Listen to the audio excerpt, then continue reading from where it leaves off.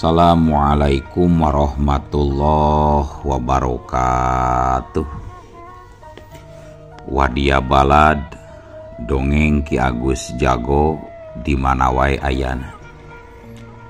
Alhamdulillah wa syukru ala ni'amillah. Kalawan diwuwuh ku qabul anu maha agung, dibarengan ku pangijabah anu maha kawasa, diiring ku kadedeh kanya Gusti anu maha suci, urang ayeuna dugi kadangat ayeuna masih keneh tiasa ditepang dangukeun deui dina acara anu matuh kamemet urang sadayana. Nyatana dina pagelaran dongeng Sunda jejer carita muja ka siluman. Ayeuna kantun bagean anu ka tilu nanya pamiarsa. Ieu dongeng mangrupikeun buah karyana Kang Ian Aditya ti Palihan Rancah Ciamis. Kangge Kang Ian ngahaturkeun reunuhun laksaketik kabingahan, rehna parantos ngintunkeun naskah sakaligus ngawidian mamang kangge medar ieu dongeng dina channel dongeng Ki Agus Jago ieu. Atuh sumangga anu teu acan subscribe kantun subscribe heula, ngarah langkung pogot sareng langkung sumangat deui ka si mamangna dina enggoning medar ieu dongengna. Nging hilap di like di komennya nu saseueur-seueurna. Lainna naon, mamang mah sok bingah kitunya upami maosan komentar-komentar ti para wargi sadayana teh. Kalintang bingahna deui upami mah link video mamang ieu dipangeserkeun atanapi dipangbagikeun. Atuh ngeurah teu nyangkolong tingkana waktos sumangga ayeuna mah urang lajengkeun deui dongeng muja ka siluman bagean anu ka tiluna. Kumaha salajengna sor cikopina betot simutna pagan heula tali kolorna bisi morosot merezel morozol uzel-uzelan di tengah jalan. Tumpak dung dung tes.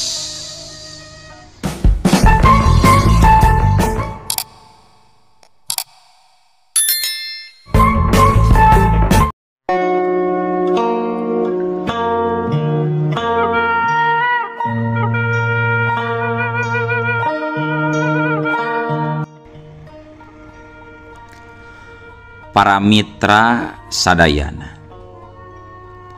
caturkeun dina poe isukna kira-kira jam 5:30 Jang Ardan geus sagedang dan make papakean anu ceuk mahena mah pangalusna, najan ukur make sendal capit bari sisirangan, tapi hatena mah ngarasa regreg dumeh boga andalan jimat pamahanan ti Raja Siluman Prabu Singkil teh.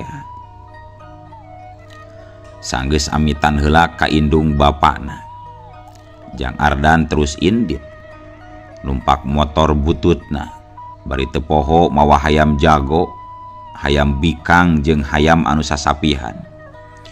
Laju diasupkeun 3 hayam teh dina karung. Laju indit rek ngajugjug ka pasar Cipaganti. Tapi samemehna Jang Ardan mengkol heula ka lembur Cikalong demi nepungan hiji onyon juragan parabotan.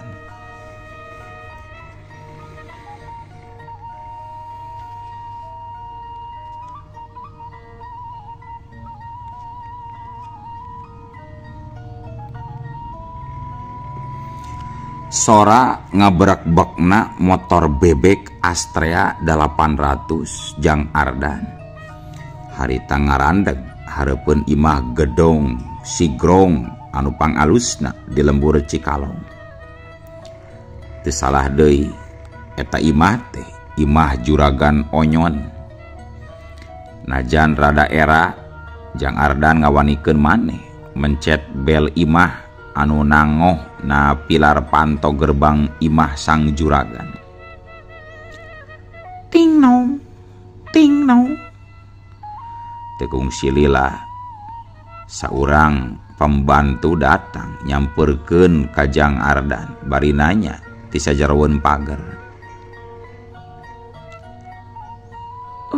Bade aya kapriogian ka saha? Punten Bu, manawi tiasa tepang sareng Pak Haji Onyona. Oh, iya ti mana kitu? Keku abdi diwartoskeun ka Pak Hajina.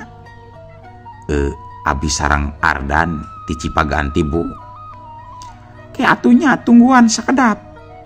Tembal si Bibi, pembantu eta imah nitah nungguan heula ka Jang Ardan di hareup. Nu saterusna si Bibi ngaleos deui muru ka jero. Teu ngendek lila si Bibi pembantu geus datang deui bari mukakeun panto gerbang laju nitah asup ka tamuna. Sanggeus asup mah Jang Ardan dititah diuk na kursi di teras hareup. Sedengkeun na mejana geus ngadaweung cai mineral na gelas plastik. Sok diinum Jang caina, lumayan tambah haus, keur tuhureun meureun tah eta ti korot teh Jang. Ceuk hiji sora lalaki anu ujug-ujug aya tukangeun Jang Ardan anu keur diuk. Haripikeun Jang Ardan rada ngarenjak oge, dumeh asa kagebah. Manehna gancang ngalieuk.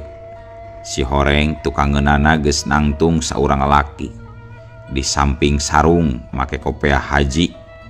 Nu taya lian eta jalma teh Haji Onyon teh. Mangga hatur nuhun Pak Haji, hatur nuhun katampi. Ceuk Jang Ardan bari cengkat laju ngajak sasalaman ka Haji Onyon. Nepangkeun Pak, wasta abdi Ardan kawit ti Cipaganti.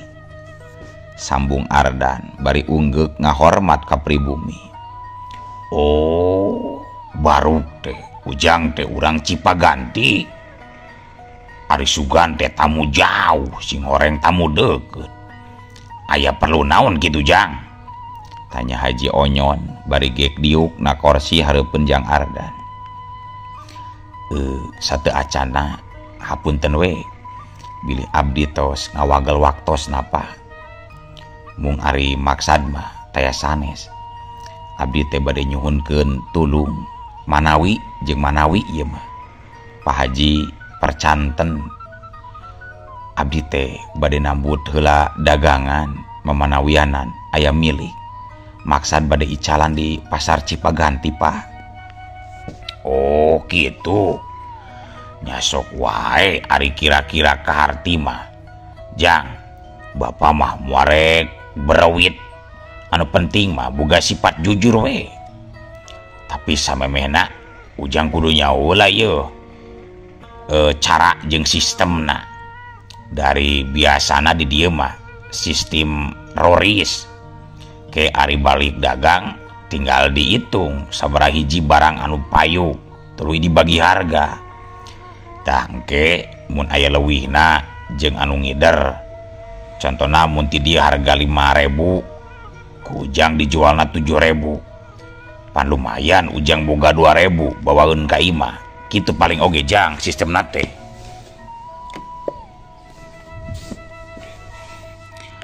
Oh, mangga. Mangga Pak. Kahartos sareng hatur nuhun we sateu acan oge Pak. Nya sami-sami Jang. Sok ayeuna mah geura milihan heula. Anu barang anu rek didagangkeunana tuh aya di gudang barang nama. Mangga Pak, mangga. Kitu harita mupakatna antara Jang Ardan jeung Haji Onyon. Nu saterusna sanggeus milihan barang di gudang. Jang Ardan gancang indit ka pasar Cipaganti. Sanggeusna pamitan ka sang juragan. Teu kacaturkeun kumaha lila di jalana. Harita Jang Ardan geus nepi ka pasar sakira-kira jam 8-an. Nusa terusna sanggeus menang tempat anu kaitungna rada merenah jeung tumanina. Jang Ardan langsung dadasar di trotoar jalan masarkeun parabotanana. Teu poho bungkusan lawon bodas jimat ti Prabu Singkil teh diteundeun handapeun daganganana. Sajam geus liwat, Jang Ardan cinukul weh di trotoar jalan barina nawarkeun daganganana. Tapi saurang oge can aya nu nawar-nawar acan. Kitu deui waktu geus aya kana 4 jamna. Tapi keukeuh daganganana can nembongkeun tanda-tanda bakal aya nu meuli. Sedengkeun Jang Ardan geus mimiti guling gasahan kusabab lapar ongko. Kabingungna mimiti entrep nalikung diri kulantaran teu pisan nyekel duit sapeser-peser acan. Akhirna Jang Ardan ngan ukur bisa ngaruk nahan kapeuri. Sabot keur kitu, Jang Ardan ngadenge sora teu jauh ti hareupeunana. Barang ditempo, tetela aya saurang bapa-bapa make topi laken nangtung make pakaian rapi. Nusa terusna nanyakeun harga panci. Ari eta panci model kitu sakumaha hargana Jang? Kaetang 50 pangapunten Pak. Ongko ieu mah nu saena bahana oge sok geura tinggal heula. Dijamin lah awet Pak. Moal gancang tutung upami diangget teh. Komo upami disimpen wae mah insyaallah awet mang puluh tahun oge Pak. Temal Jang Ardan meuni haripeut bakat ku bunga bari nemongkeun panci aluminiumna. Oh, pantes atuh ari kitu mah. Nyasok atuh bapa meuli hiji susuganan kapake ku indung barudak. Ceuk si bapa bari ngasongkeun duit 100 ka Jang Ardan. Nu kacirina bungaheun pisan dumeh menang panglaris. Tapi nu saterusna giliran rek mulangan. Jang Ardan ingat kana papatah aki kusir kerajaan siluman. Anu ngabejaan yen lamun aya nu meuli pangheulana kudu dipulangan ku hayam jago. Najan bari jeung rada ragu-ragu, Jang Ardan maksakeun ngomong. Punten sateu acan apa? Manawi abdi teh teu acan kenging artos ieu teh kangge ngangsulanana. Kumaha atuh pami pulangna di angsulan ku hayam jago manawi kersa imah Pak? Lah teu naon Jang, atoh nu aya we bapa mah. Sok kadiekeun hayam jagona. Tah duitna ku bapa ditambahan tah. Ceuk si bapa bari ngusiwel ngaluarkeun duit 2 gepok 100-an. Atuh harita Jang Ardan meuni colohok dumeh asa teu percaya waktu nenjo duit nu sakitu lobana. Da saumur dumelah can pernah nempo duit sakitu lobana. Laras ieu teh Pak? Jang Ardan nanya pikeun ngayakinkeun. Nya bener Jang, manya bapa ngawadul. Sok tah geura tarima duitna. Beu kadiekeun hayam Jang. Sanggeus meunang kapastian kitu mah kalayan teu talangke deui. Harita Jang Ardan langsung mikeun hayam jago anu kolotna bari ngarawatan duit kepokan. Nu saterusna sarapihna ijab kobul jual beuli Jang Ardan nganuhunkeun ka si bapa. Tapi karek oge ngomong, "Da atuh, tetela. Jalma teh geus teu aya di dinya. Tereh pisan ngaleosna. Duka teuing ka mana losna teu puguh ka tenjona." Poe harita sapaninggal si bapa anu dipulangan ku hayam jago. Dagangan Jang Ardan jadi rame ku nu meuli. Malah teu kungsi nepi ka burit, parabotna nepi ka beak teu nu nyesa. Bakat ku bunga dumeh nyekel duit anu loba. Jang Ardan langsung balik di pasar kalayan dibarengan ku hate anu bungangan. Samemeh ka imahna Jang Ardan nyimpang heula ka Cikalong pikeun mikeun duit ladang parabotan. nepi ka Cikalong kasampak teh Haji Onyon kacidabungaheun pisan ku ayana Jang Ardan setor gede pisan bari barangna beak eueuh nu balik deui ka gudang. Sanggeus mikeun duit ka Juragan Onyon, laju Astrea 800 na Jang Ardan. Karasana meuni asa nyemprung teu cara jiga biasana anu sok lembon malah mindeng mogok.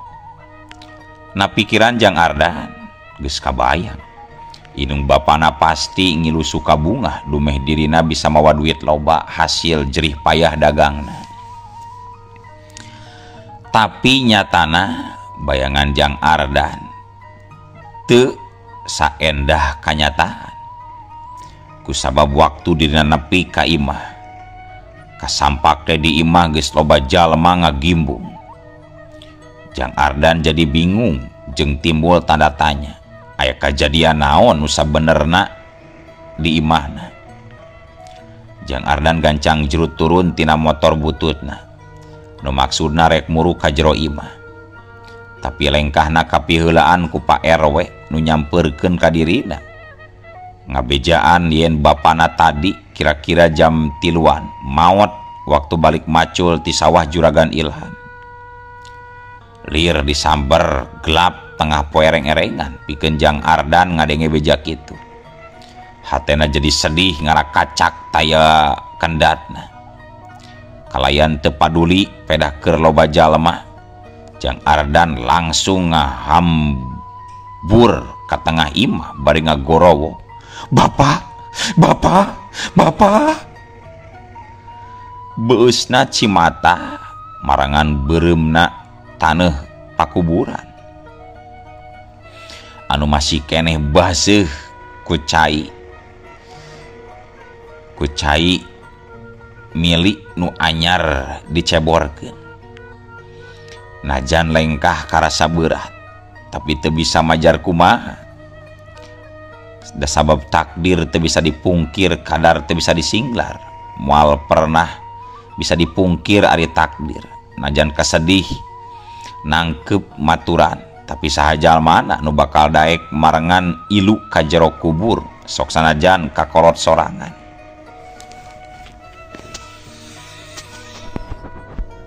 Peuting harita sanggeus beresna tahlilan di masjid, Jang Ardan buru-buru balik muru ka imahna kusabab melangeun ka indungna anu eueuh baturna. Sanapina ka imah, Jang Ardan langsung asup ka jero bari gegerowan ka mana. Ma, ari emak di mana?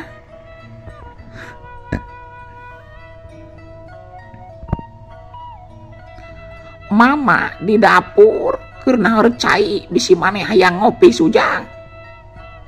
Tembal indungna. Ah, keun wae mah. Daong kocan hayang ngopina oge. Mending ka dieu we Ardan aya caritakeun mah. Ceuk Jang Ardan bangun nurusuh nitah mana ka jero. Aya naon kitu Sujang? Sok arina naon teh meuni teu sabar. Aya naon? Tembal indungna anu norojol ti dapur bari mawa kopi sagelas jeung kulup sampe sesa tadi burit. Ieu mah Ardan rek mere artos ka emak ladang tadi dagang. Bisi emak isuk rek balanja kopoe Ardan mah ikhlas sing dibeakeun sing diseepkeun pisan oge meungpeung keur boga milik. Peperiheun bapa mada teu bisa ngasaan geuning teu nyana ngadon tereh ninggalkeun urang mah. Jang Ardan ngomongna bari carinakdak sedangkeun leungeunna ngasongkeun keresek hideung anu pinuh ku duit 100 ribuan.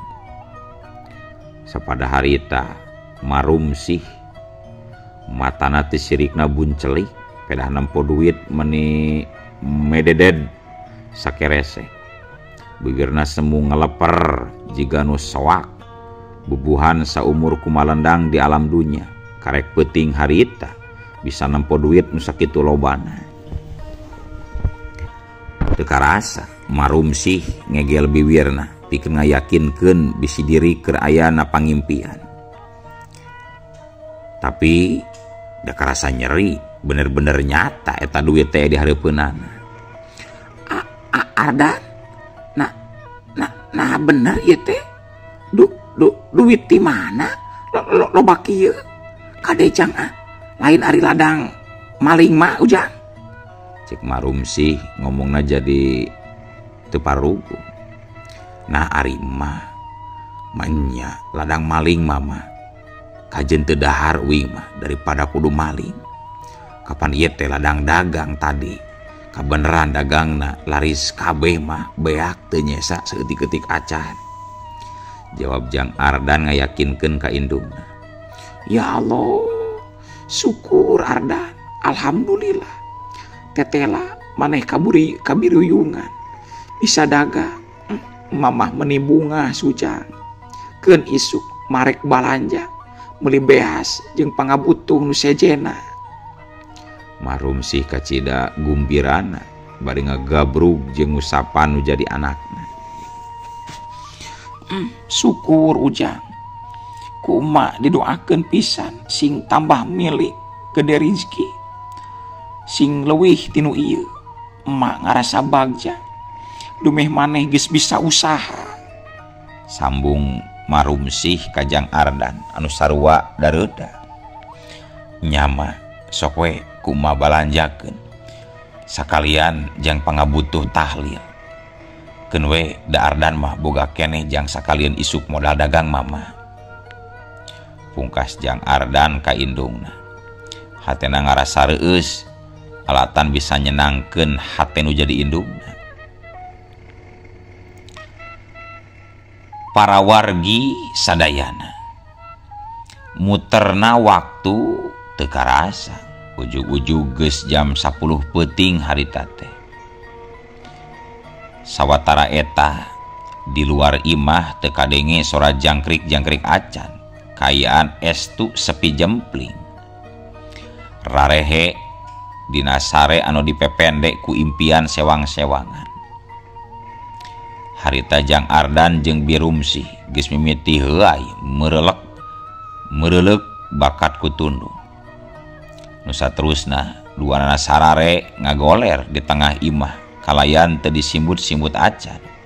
Komo Birumsih mah di batalna ge ngan ukur ku keresek duit anu gepokan. Gancangna carita caturkeun wanci isukna kira jam 5 sarengsena salat subuh. Birumsih geus ngagedik indit ka toko Haji Tarya. Niatna rek balanja sakabeh kaperluan sapopoe. Dimiti uyah, gula, kopi, pecin, beas, asin, jeung sajabana. Nepi ka sabun mandi, ringso, sendal ceplek. Malah sakalian meuli jeung susuguh engke pikeun tatangga anu miluan tahlil. Sawatara eta Jang Ardan geus indit deui lumaku ka pasar sanggeus nyimpang heula ka Haji Onyon pikeun nyokot barang. Malah teu kapalang ayeuna mah mawa daganganna ge samobil kolbak Mang Jae anu ngahaja disewa pikeun masarkeun parabotanana di pasar Cipaganti. Jiga biasana sarapihna dadasar meresan dagangan di trotoar anu mangkukna dipake mangkal.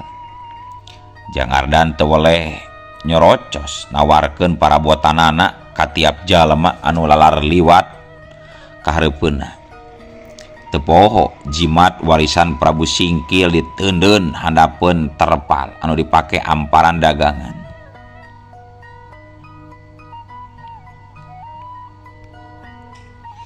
Nyatana sanggeus waktu lewat lohor usahana can ngabuahkeun hasil.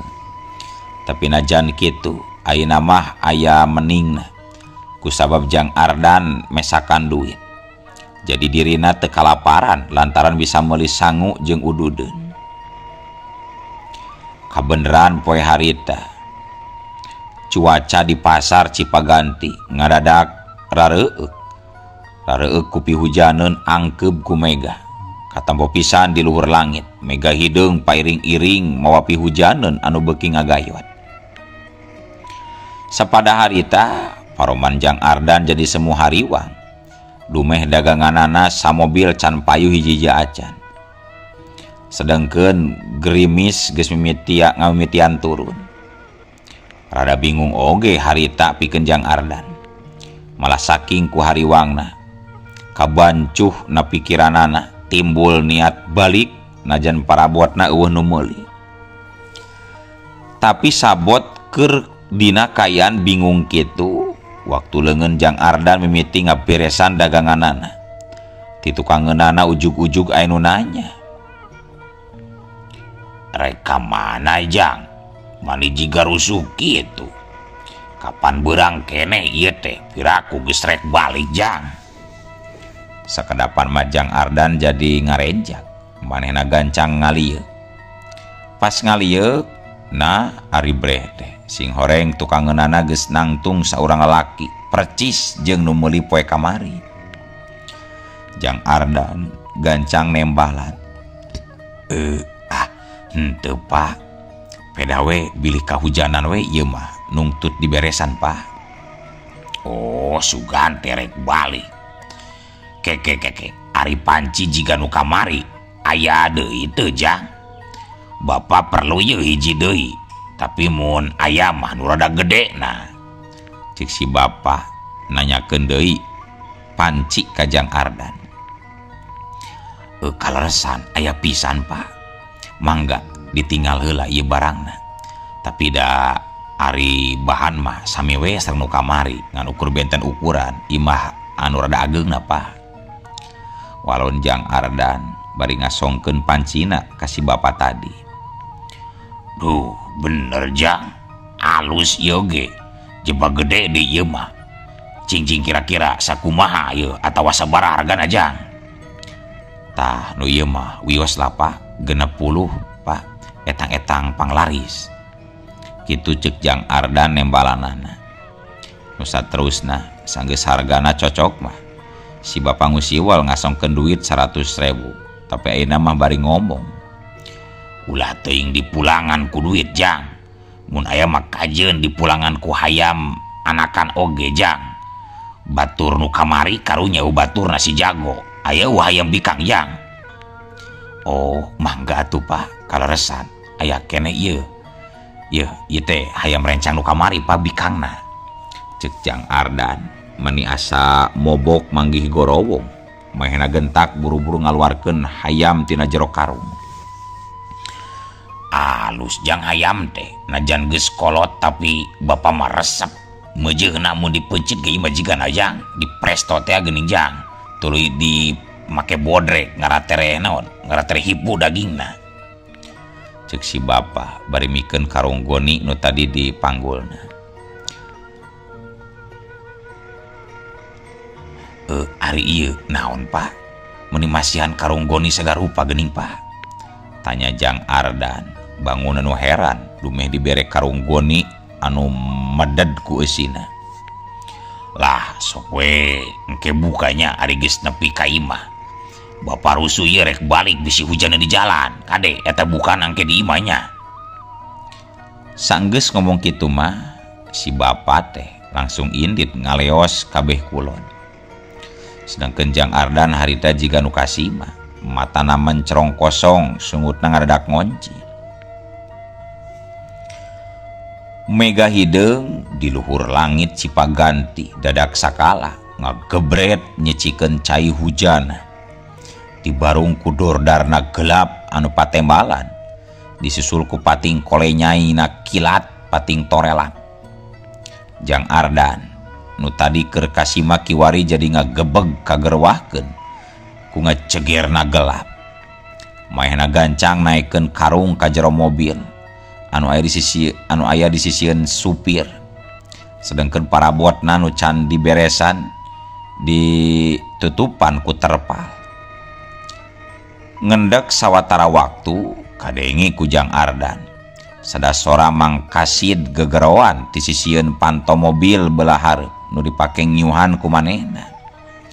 Barang dilieu bener pisan mangkasid geus aya sagigireun panto mobil bari riribegan make jas hujan. Aya naon mang uing meuni asa ruas kieu? Tanya Jang Ardan bari nonghol ti jero mobil. Goat mulang Jang, wayahna itu indung mane gering payah malah geus keur pangajikeun Jang, geus saceklek-ceklekeun. Gebeg Jang Ardan kacida ngagebegna dumeh menang beja ngadadak kitu. Kalian dibarung kuratugna jajantung. Jang Ardan harita kene langsung ngajak balik ka supirna sanggeus muatkeun heula parabotna kana mobilkeun. Tapi karek oge Jang Ardan jeung supirna rek ngajius. Nah atuh ari ujug-ujug eueuh waktosna kabujeng seep wadia balad dongeng Ki Agus Jago. Keun atunya ya dongeng teh urang cekapkeun heula we dugi ka dieu. Insyaallah enjing pageto baris dilajengkeun deui. Atuh kukitu kukieuna mamang saja amit mungkur amit mundur ti payuneun para wargi sadayana. Hayu ah. Assalamualaikum warahmatullahi wabarakatuh.